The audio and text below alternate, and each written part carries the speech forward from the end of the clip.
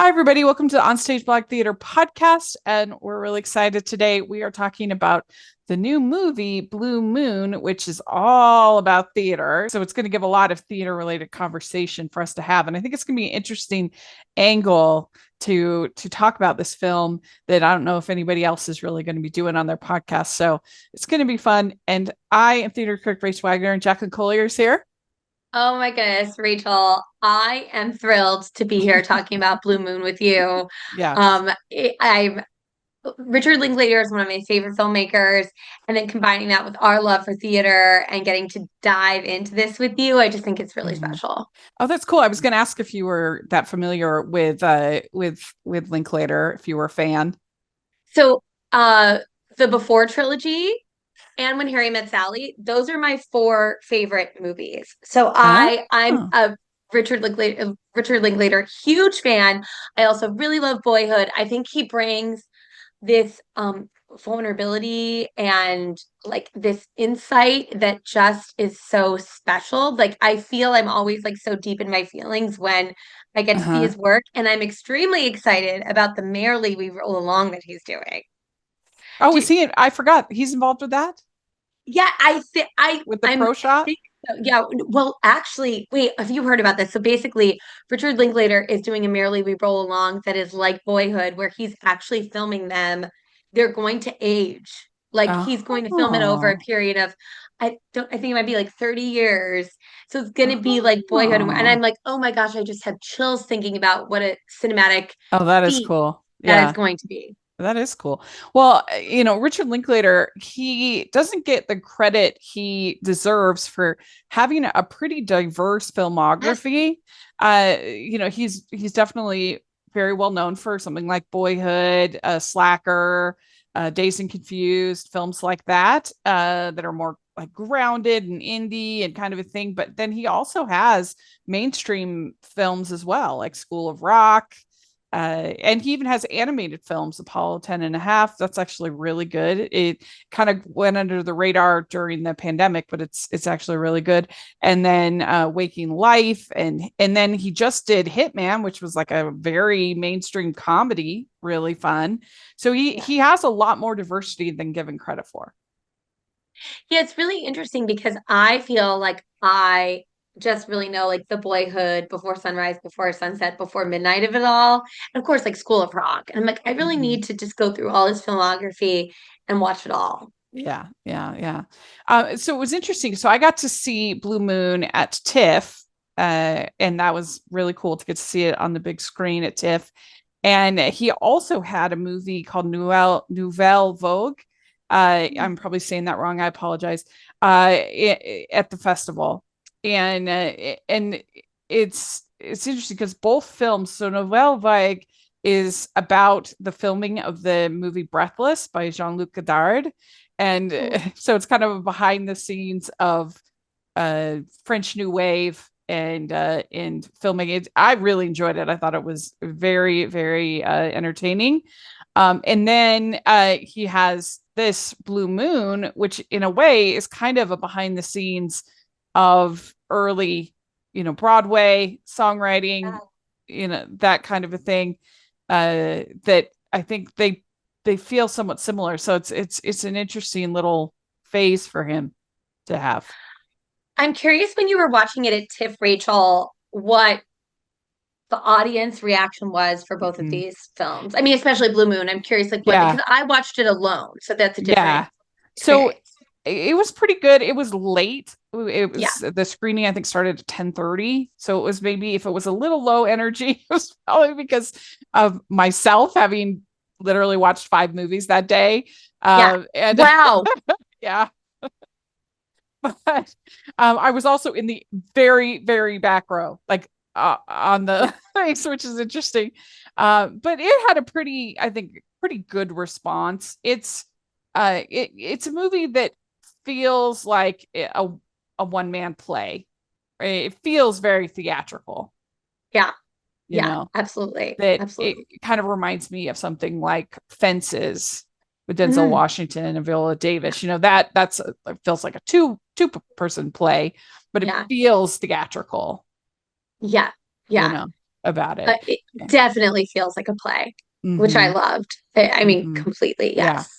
So this movie, if y'all haven't seen it, so Blue Moon, so it is about the songwriter, lyricist, Lorenz Hart, and it features an incredible performance from Ethan Hawke. I think that he really could win. I mean, it might be Chalamet's year. People are raving about Marty Supreme, and I haven't seen it yet, but that seems like the biggest contender because I don't think the Blue Moon will actually. I don't think it'll get. I think it's small enough that I don't think it will actually get in for like Best Picture and Yeah, maybe screenplay, original screenplay, maybe. But depending on the campaign, which is so sad that the Oscars are so ruled by the I campaigns know. instead of what's actually the best. But anyway, I think that he will get nominated for this, and I think he could win. I think it'll be either him or Chalamet. I have not seen what is the name of Timothy Chalamet's? Marty Supreme. People Marty they Spring. just premiered it at New York Film Festival, and Oh, okay. everybody was raving. And I mean I'm so excited to see it. It's a fictional uh biography of a ping pong player or Oh, something like that. I don't know if it's okay, based love it. I don't know if it's based on a real person or loosely based on I don't know. But the thing, I mean, obviously I'm super excited to see it, and especially after all the raves. But it has Fran Drescher playing his mother. Get out of town. Yeah. That's amazing. So that's I Rachel, mean, get her on your yeah. podcast. I mean, So you've already done it, but I've interviewed Fran twice before, actually. I love her so much. And I mean, I had a whole podcast called the Fran Cast, so that says yeah, something. So and if it's as good as everyone's saying, doesn't that seem like the kind of thing that would get I feel like she could get nominated. yeah, yeah, She's beloved, being head of the union president through yeah, the strike. They yeah, love nominating like comedic actors in surprise kind of roles. That just seems like the yeah, kind of thing that the Academy really likes is yes, this kind of unexpected supporting performance. So yeah. that's I kind of wonder. But anyway, I'm really excited to see it. But I think that it's the best actor race is really between the two of them. You could make an argument for Leonardo DiCaprio in One Battle After Another. That was very popular, and Michael B. Jordan and Sinners. Uh, Mm-hmm. but I think I would be surprised if that's not the lineup. The lineup. Yeah. Well, I mean, Maybe yes, I think Ethan Hawke maybe is Paul phenomenal. Mescal and Hamnet. Yeah. Yeah, but that would be a very good 5 nominees for Best Actor. Would be solid. Yeah, and it would be really cool because I don't think he's been nominated for Best Actor. He's been nominated for Best Supporting Actor, and I think Oh um yeah, like Best for Ethan Adapted Hawke. Screenplay for Before Sunset Before Midnight. But I don't know. I mean, he's so phenomenal in this, and it is Really such great. a Yeah. transformation. Well, It's and kind of wild. he was nominated for Boyhood, but in supporting. Yes, yes. Yeah. But yeah, he really does own the screen. So I could picture some people saying it's too one man showy. It's too theatrical. And I am someone who, because of how theatrical a lot of people in my life are, I think I can also be very Yeah, that's theatrical. true. Yeah, and That's a good I'm like, point. oh, like this to me felt so real. Just because Yeah. something is theatrical doesn't mean it's not real. And I think that especially with the performances around Ethan Hawke in this, which were very, very grounded and subtle, and his Yeah. performance was as well. Like it was grounded and Yeah. subtle in addition to being very theatrical and over Yeah. the top in the way that I think Lawrence Hart was. Yeah. It says here, Hart attended the Broadway premiere of Rodgers and Hammerstein's Oklahoma. Then he attended the opening night party where he told Rodgers, "This is one of the greatest shows I've ever seen, and it'll be playing 20 years from now." And in the movie, he says Oklahoma is going to win the Pulitzer. High schools are going to put it on from now till doomsday because it's so inoffensive. So we're going to talk more about his feelings about Oklahoma, but but yeah, I mean, so overall, you enjoyed the film. I loved the film. I Yeah, mean, I have chills thinking about it. yeah, I laughed, I cried. I was extremely moved by this film, Rachel, yeah, and I was really entertained, and it made me yeah. want to learn more about Rodgers and Hart. It made me want to learn more about the relationship. I was like, who is this Elizabeth Wyland? What's going on with her? Mhm. Yeah, I thought that from top to bottom of this, I was riveted the entire time. Yeah. How did you feel about it? Yeah, I really enjoyed it. So now I've seen it twice. And I think I enjoyed it even more the second time because I went probably because I wasn't so tired and hadn't seen 5 movies that day. But Yeah, right. they did it even more. And I do think there are times when it feels a little repetitive. That's like I guess the critique I would give that it's like we get uh, I would probably cut out the E.B. White character because even though it's fun and you get like the little Easter egg of him telling about giving him the idea for Stuart Little and that's fun, but like I feel like that conversation that he has with the bartender, the conversation he has with E.B. White, the conversation he has with Elizabeth, they're very, very similar. And then he Yeah. has basically the same conversation with Rodgers. And so it does start to feel a little bit repetitive. And I get a little, I got a little tired, but that would be my only real feedback. I really enjoyed it. And it was so interesting as a theater critic to think about what he's saying. And I couldn't help but think about what on earth would this man think about like Wicked or like Mamma Mia. Can you imagine? Oh my gosh, 100%. And I'm like, I wish we had his take on it. Yeah, I wish we because did. I mean, I don't know if you agree, but I think that Oklahoma now is sort of seen as kind of dark and it's not seen as like this light and fluffy, completely inoffensive piece of theater like he is portraying it. What do you think? Yeah. Well, it's interesting. Yes, I've done Oklahoma twice, and it's a very, it's catchy, it's all these things, but every hot take that Hart had of it, I was like, yeah, that's right. And I also think that there are some dark things in Oklahoma, but that people don't really delve into. Like Yeah. when we're looking at Judd, I mean, this is it's a tragedy. You have a man who is clearly like mentally ill but also violent, and that's scary, and it's not really like there's so much going on, but I don't think that it explores it in a way that feels particularly meaningful. But I do think that critique and scholarship of it has Yeah. been meaningful and interesting, which I know is like a weird thing to say. Yeah, that's really good way to put it. I hadn't thought of it quite that way, but yeah, I think that it's just hard for me to think of something as light and fluffy that has a full ballet and that you have the lead character singing a whole song about how he basically wants this other character to die.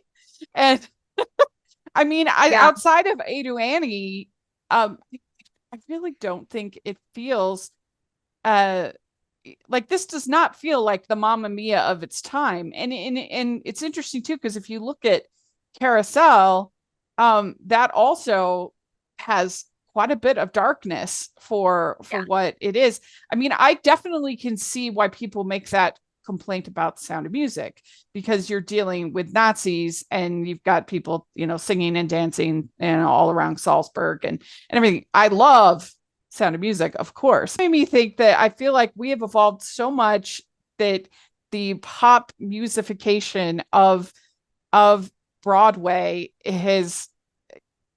like there's no comparison between what was considered light and fluffy now and there's no comparison between what was considered light and fluffy then and what is considered light and fluffy now. I mean, Yes. Yeah, can I you completely see he that. would hate Wicked so much. I mean, can So you much. imagine? So much. So much. And that just made me laugh. And I every time he said Oklahoma with an exclamation point, that The corn is as high as an elephant's eye, and Yeah. he's like, it scans, it sounds good, it's like technically correct, but that imagery, that visual, and I was like, dude, I feel you. Yeah. The Oklahoma with an exclamation point, any title that feels the need for an exclamation point, you should steer away from. Uh, He's and not wrong. he says that I've written a handful of words that will last forever. And, it's interesting because I've interviewed a lot of authors over the years, and I I can't remember who it was that I was talking to who I was asking about their process and other things like that. And they basically said that, like, if they wanted to write a masterpiece like To Kill a Mockingbird, um, they wouldn't be able to have like the career that they have. Like you just can't be that concerned with every word, every story Yeah, being like brilliant, like they not as an excuse for it to be bad, but like there is something about somebody that's making a product versus somebody that's striving for high art, mm-hmm, mm-hmm. you know? Yeah, yeah. I, that's a really good point too, that it's like there's, and also it's like what we're creating and how it's received. Like, what does that mean? I think we see so much of this in Blue Moon, where it's like we also see how hurt Rodgers is by what Hart is saying, because he's just had the most successful night of his career. Yet, because of what Hart is saying to him, I think some of it does feel empty then. But you feel a lot of empathy for Rodgers because I am sure that he is that Hart was like a complete narcissist, incredibly frustrating to work with. Like you just feel so frustrated. You feel his frustration, and Andrew Scott is very good in that role. Well, Andrew Scott is an actor who is so likable, and he has a power to him, of course, but he also has this gorgeous, like, gentleness. And in the scene where he's basically begging Hart to like work a regular schedule with him, Yeah, like he's saying, I can't be picking up the pieces. Like when you're working with someone who has an addiction, yeah. you he wants so badly to salvage this working relationship and this friendship, but he can't keep doing it the way they've been doing it because it's not fair to Rodgers. And also he knows that Hart is running himself into the ground. Mm-hmm. Yeah. Yeah. I mean, and those kinds of people are incredibly difficult to work with because you have those high moments which create the great art, but then the spiraling which then can make it hard to actually finish the art, Exactly. whatever it might be, Exactly. the writing, Yeah. I mean, a lot of the most brilliant people that we've ever had on this planet have been addicts, and so that's what you get Yes. Yes. yeah. That's certainly true with him. He says, I've written a handful of words that will last forever. And you wonder if that's actually true because Yeah. Oklahoma has certainly lasted forever. And I don't know if, like, certainly people love like Blue Moon, but like, can somebody say that Pal Joey really has a longer legacy than Oklahoma? Probably not. Yeah. Probably Yeah. not. Uh, Yeah, um, it is that with wondering that you're like, well, but I do think that when I think about songs like Blue Moon or My Funny Valentine, they're songs. Like they are words that I hear in my head that stick with me in a different way than Oklahoma does. mhm. Like they make me feel more deeply. But then again, when you look at some of Oscar Hammerstein's music, I'd say it's equally as iconic. I Yeah. mean, Yeah. Never Walk Alone. They'll Definitely. the people will say we're in love. Absolutely, beautiful, beautiful songs. But he says that there are some people who loves and some who let themselves be loved. which I thought was Mm.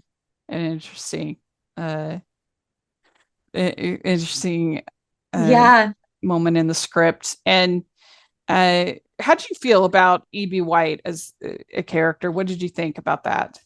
So I completely agree with you in the sense of it did feel like the conversations were a little bit repetitive, but I almost thought that that was by design of like he's kind of caught in this like Mm-hmm. cycle of like what he's talking about, what he's ruminating about. The E.B. White of it all, of having him get to talk about writing with him and having that, I thought it was interesting. Um, I think what I found even more exciting was the little appearance, the Stephen Sondheim appearance, Yeah, that was fun which was because really it's true. fun. Because so Stephen Sondheim was a neighbor, a friend with Oscar Hammerstein.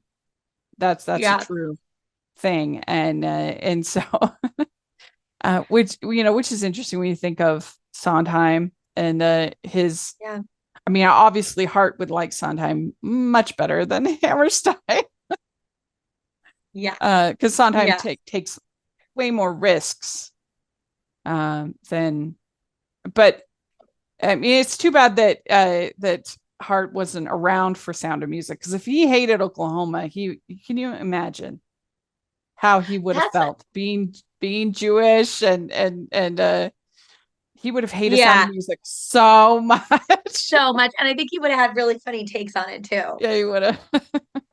It was Uh-huh. funny to see him have what we know from him talking to the bartender who was played brilliantly like by Bobby Cannavale. Yeah, What we hear, we get all this info. We think we know what he's going to be like when it's like he's trashing it, saying how he really feels. And then the way he flipped it and was like kissing their butts so much yeah. about it, that actually did surprise me because I didn't think he was going to be rude to their faces, but I thought he was going to be a little bit more snarky. And he ended up being eventually that way. Yeah. But he was really doing that theater thing of like, oh my gosh, it's brilliant. But the ironic thing too is that like the Marco Polo idea sounds so cringe. Like that sounds horrible. Yes. I would Yes, it never does. want to watch that. It Yes, sounded it does. awful.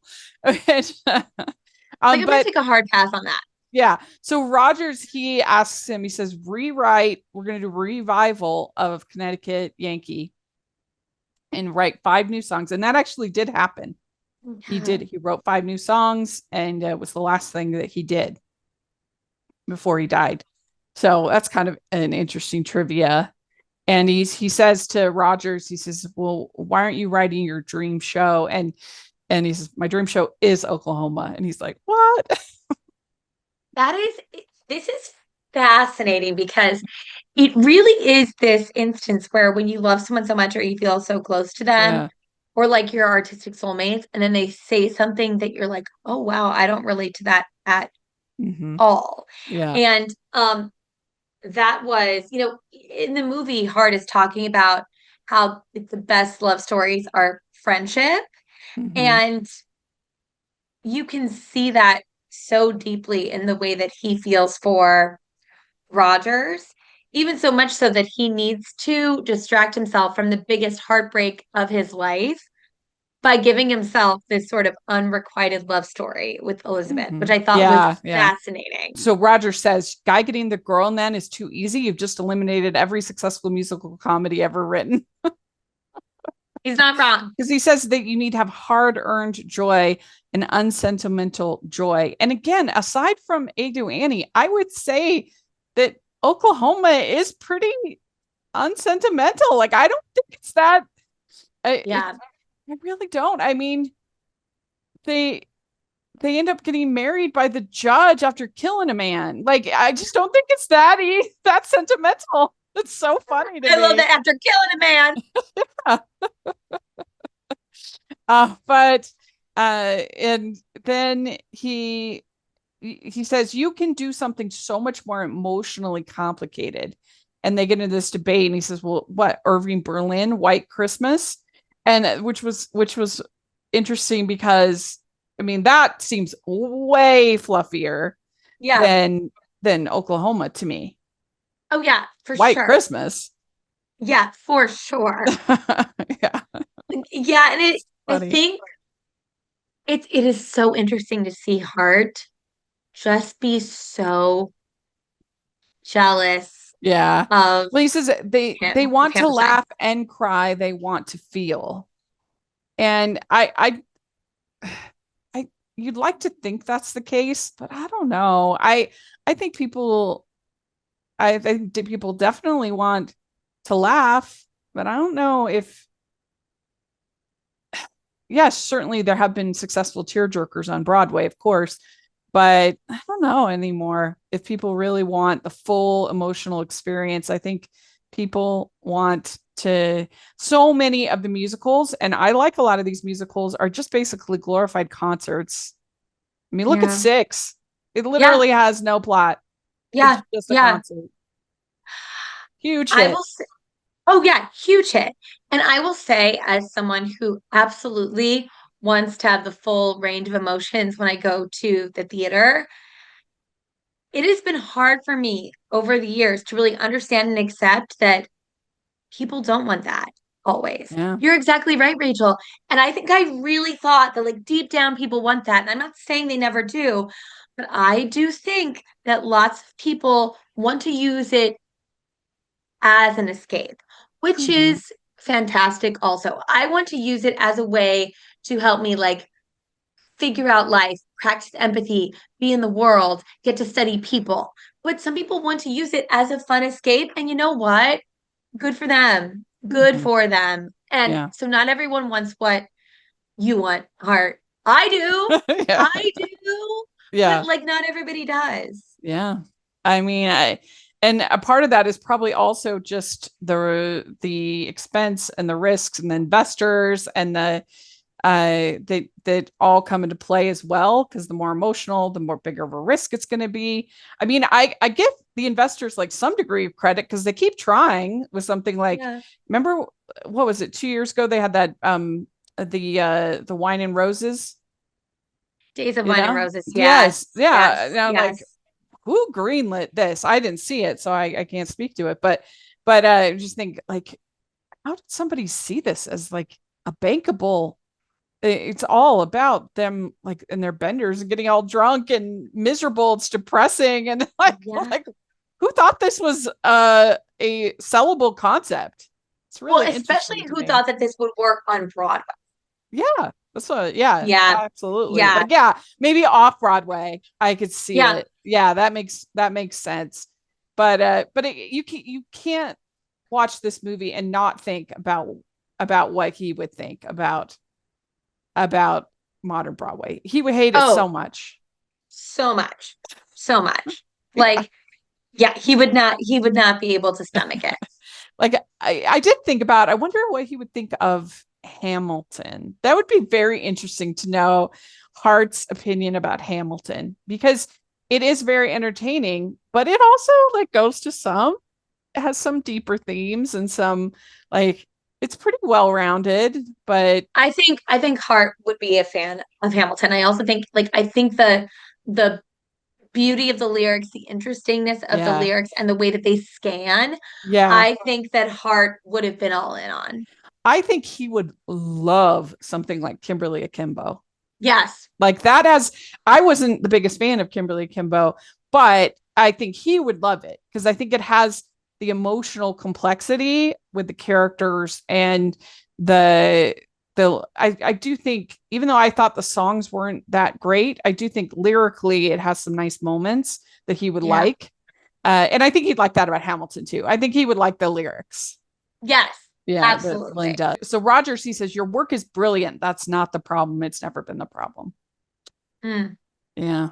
Yeah. And then there's this long segment with them in the coat room with him and Elizabeth talking about this her first this and Elizabeth talking about this tryst she had with her dream guy. Yes. What Yes. did you think Who about sounds like that? a complete hunk. Um, okay, so this is fascinating, right? I am actually not that familiar with Margaret Qualley's work, and I thought she was stunning Yeah. in this movie. She So was did you see the incredible. substance? No, and Okay. I need to see the substance. because I've heard it's amazing and I'd It's love to pretty meet more. gross. Like you have to Gross. have your you have to have your, it's pretty I enjoyed it. I thought it was quite good. But yeah, she's very talented. You know, she's Andy McDowell's daughter. Yes, and it's interesting because Annie McDowell is also just like so good. This is one Yeah. of those things when people talk about like nepo babies, I'm like, you understand. We've talked about this on here before. It's the family business, and also like Yeah. she's incredible. Like Yeah. her mom's an incredible actress. I'm sure she learned from her mom. I'm sure there's nature and nurture that goes into that, and of Yeah. course, being lucky enough to have those opportunities. But it is undeniable that she is an incredible actress. Yeah. So Like I think the nepo part of it can get you in the door, but then you have to earn it after that, you 100%. know. And I can understand the frustration when people who have had those opportunities act like they did it all without that help, because there are so many incredible actors who I've seen in regional productions, in community theater, Hmm. in short films, in indie films, and all these things. So I am not discounting that having a leg up is huge, but you can acknowledge those privileges while also being like, and she's an incredible actor. Yeah, I She's so agree. good. Yeah. She's She so was good. really, really good. And this was it's a long sequence of her talk, to going this story, but seeing his reaction to it and it was very like telling to his character about that he can't believe that this guy would treat her like this. Yeah, I thought this was fascinating because okay, she's 20 years old. He's 47. He's finds, which is so beautiful. He talks about how he finds love and beauty in everything, which, also talking about like he's attracted to men and women, sure. Yeah.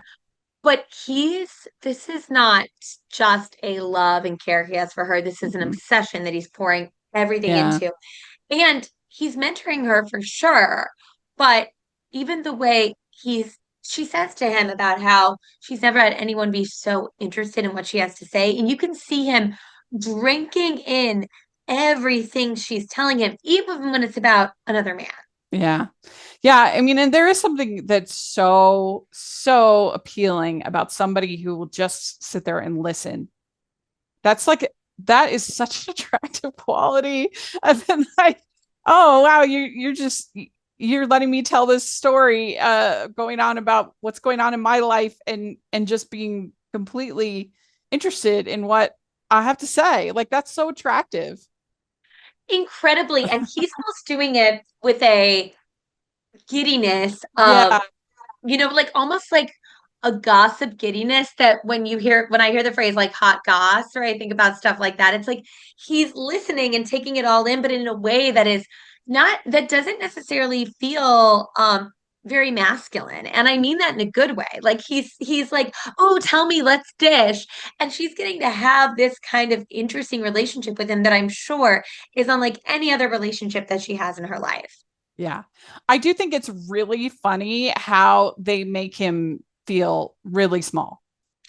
He's so Be- small. Because Ethan Hawke is 5'10", so he's not like Yeah, even that's like the but average height for a guy. yeah, but Ethan Hawke is 5'10". Lawrence Hart, I guess, was 5 feet. So he was a small little guy. And the way that they shoot him and the way that they have everybody sort of staged to be sort of over him and talking, it really, really makes him seem like this tiny little man.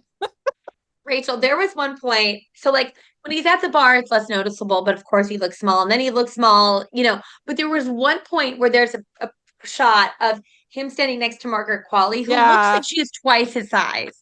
And it is so, I was like, oh my gosh, this is brilliant. Yeah. And I'm just He imagining her like standing on an apple box, or not sure how they did it, but like, yeah, it was very Well, interesting. here's interesting. He says that Ethan Hawke says we did it with an old stagecraft thing to make me look shorter, but all day long I was lower than I am in real life, doing scenes just staring up at Margaret Qualley.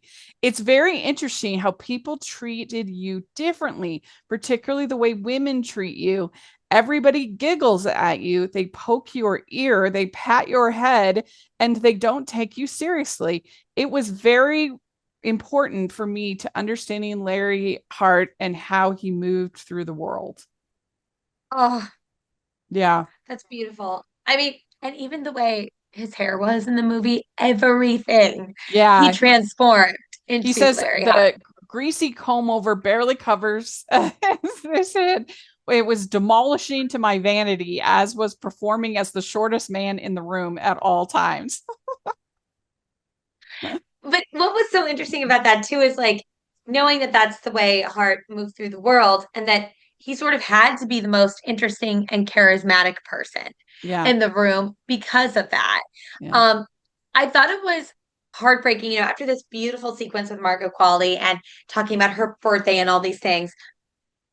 In that scene when Ethan Hawke has like just knocked all the cards on the floor and he's saying that like someday she's going to know his birthday, someday she's going to ask something about him. Like that Well, the sad part shattered me. about that is I don't think it's true. Like Yeah. I don't think that I don't think that he had the legacy. Like sure, we know some of these songs, but I don't think that it actually turned out like the average even Broadway fan, do they really know much about Lawrence Yeah. Hart? Yeah. It's Yeah. not like a it's not like a household name, Right. because of his Right. brilliant writing. Yeah. Yeah. So that's the irony. That's what makes it kind of like makes it adds this sort of tragic irony to it all. And Yeah.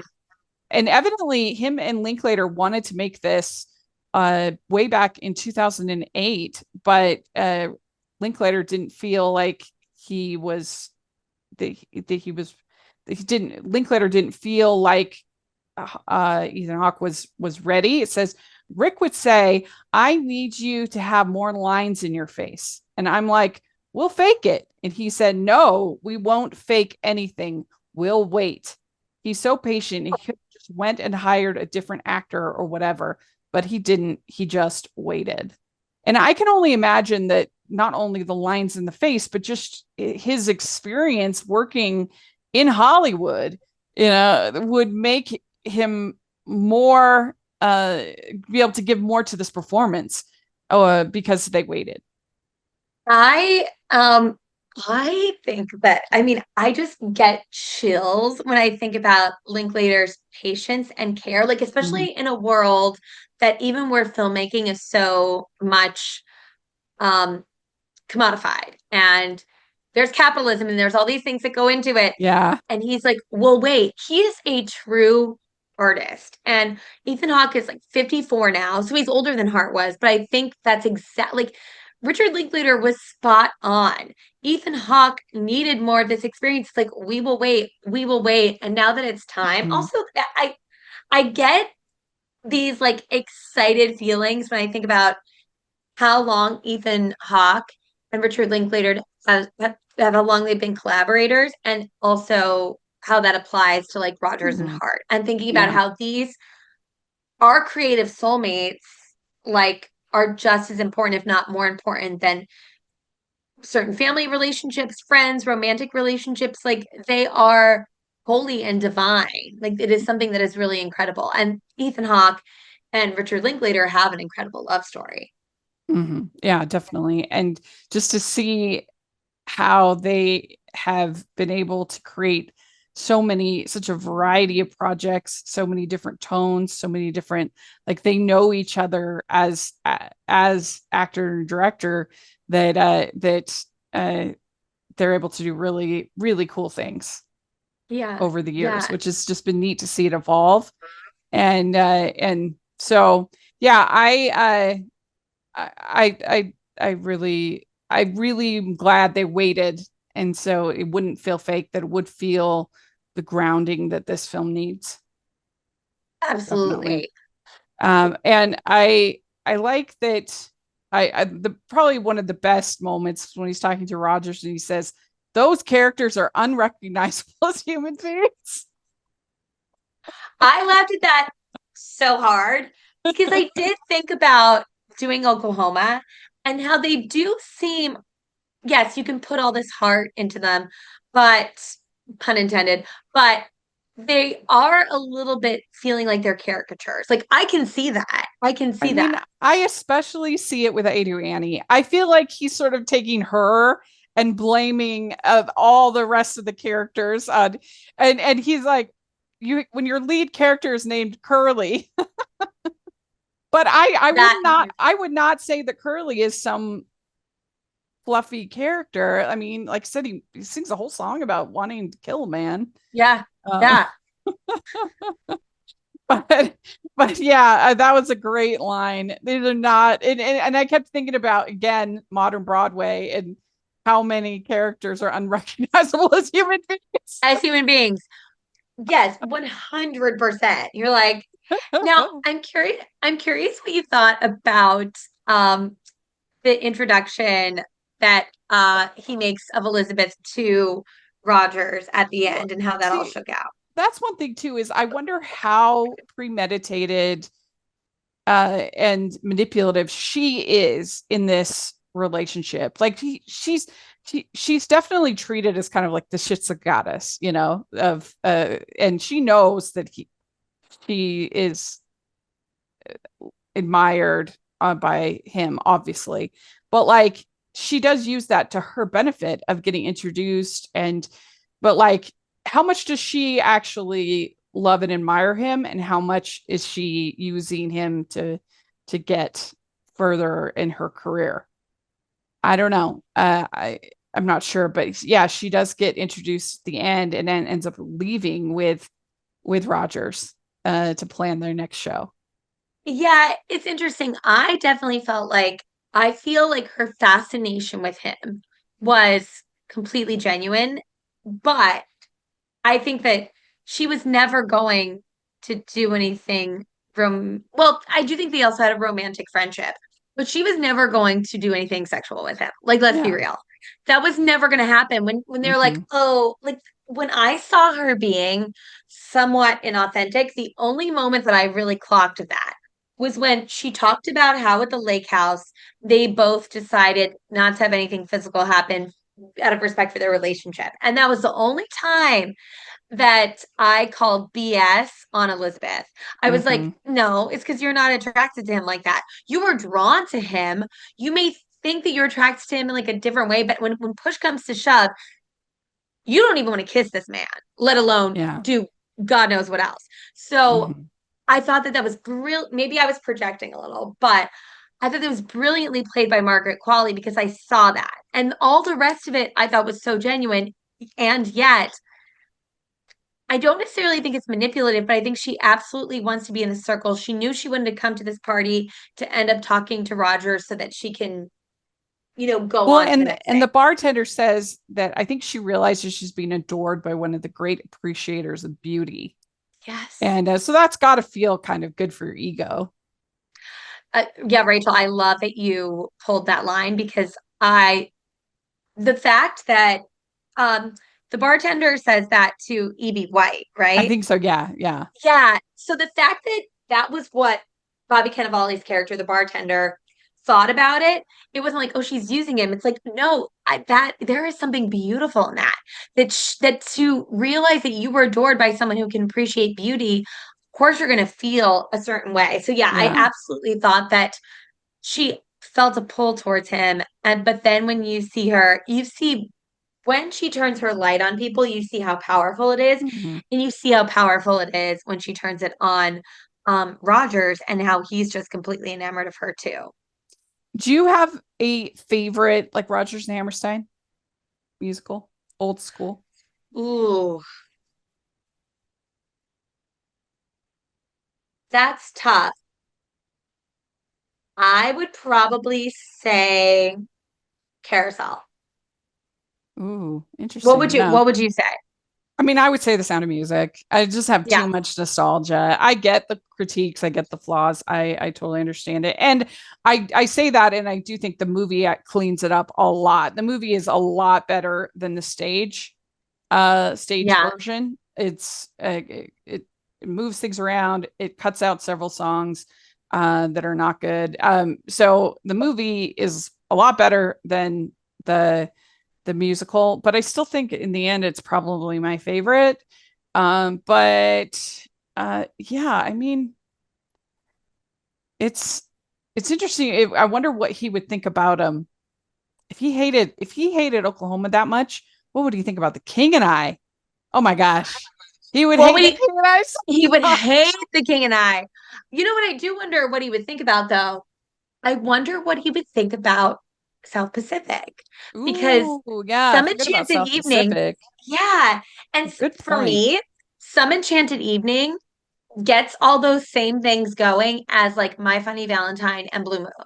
Yeah, So I'm curious. that's true. And of course, you have like the fun of I'm going to wash that man right out of my hair, but then there's a Yeah, lot of depth in the story. So I am wondering what he would have thought about that. that's true. I mean, and I And do that love was a their Pulitzer Prize. Cinderella too, even though that Yeah. wasn't on Broadway. I do love that. It won the Pulitzer Prize, South Um, Pacific. South Pacific did for drama. Yeah. Oh, interesting. I didn't know that. I didn't know that. Yeah, it's interesting. I Carousel, it is hard because Billy's just so unlikable, Yeah. and that whole line of like, if somebody hits you as hard as they can, that means they love you. It's like, oh. You're like, I no. The thing is, I think for me, it was when I saw Carousel. mean, I Like, do like it, but it is outdated. oh yes. Oh yes. And I Yeah. like South Pacific almost as much. Yeah, I mean that has also some outdated elements, but I do Yeah. like it as well. But yeah, I do think Sound of Music is still my favorite. But uh they were, very talented, and it was an interesting time, because you had, if you look at something like Showboat, so it was Showboat was Jerome Kern and Hammerstein. Oh, And yeah, sorry. So I interesting. Yeah. yeah, and you look at the storytelling there, I would think that he would see that as pretty strong. But Yeah. it's hard when it's your rival. You're gonna It's be you're gonna be it's hard when it's your rival, and even harder when your rival doesn't even feel like you're the rival. You know what I Mhm. mean? Oh yeah. Like, That's true. That's a good point. Doesn't even feel like it's competition.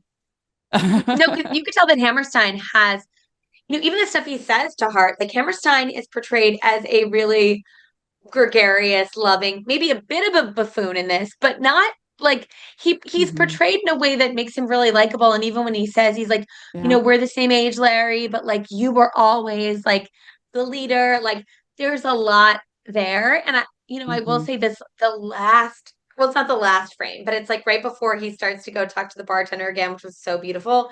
When you see Elizabeth and Rodgers exiting, and they're both in the frame. And who we're really looking at though is Rodgers and saying goodbye to him. That Yeah. broke me.